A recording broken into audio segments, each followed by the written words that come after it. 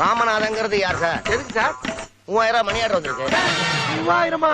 ஆகா, ஆண்டவனா பார்த்து அனுப்பியிருக்கேன். ஆட்டைய போடுறா பாண்டி. என்கிட்ட வந்து என்ன கேள்வி கேட்கிறான் பாரு. இவரை பார்த்தா ராமநாதமே தெரியல உனக்கு? அவர் வீட்டு வாசல்ல குத்துக்கள் மாதிரி வந்து உட்காந்துருக்காரு. ராமநாதன் கிட்டே வந்து ராமநாதன் எங்கன்னு கேட்டா அவர் எங்கேயா போவார் பாவம்? வீடு பூட்டி இருக்கு, அதான்.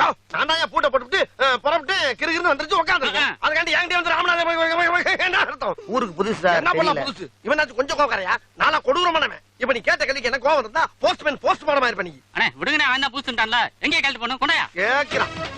ஊருக்குள்ள வர்றப்ப ராமநாதன் யாரு, எவரு, எப்படி இருப்பாரு என்னன்னு விசாரிச்சு வர்றது. வந்தவன ராமநாதன் யாருன்னு ராமநாதன் ஏன் கையெழுத்து இந்தா கொண்டா. என்னங்க ராமநாதன் போட்டுருக்கீங்க? மணி ஆடுக்கலாம் அப்படிதான் போடுவேன். அதான் எனக்கு சென்டிமெண்ட். போ டிப்ஸ் உனக்கு சப்பாரி டிப்ஸ் கேட்டு பிச்சை எடுத்துக்கிட்டு இருக்கு. டிப்ஸ் இவளுக்கு எல்லாம் கறிஞ்சோறு போடுறது. நம்ம ஒரு ஹோட்டல்ல போய் பிரியாணி சாப்பிட்டு சில்பா செட்டிக்கிற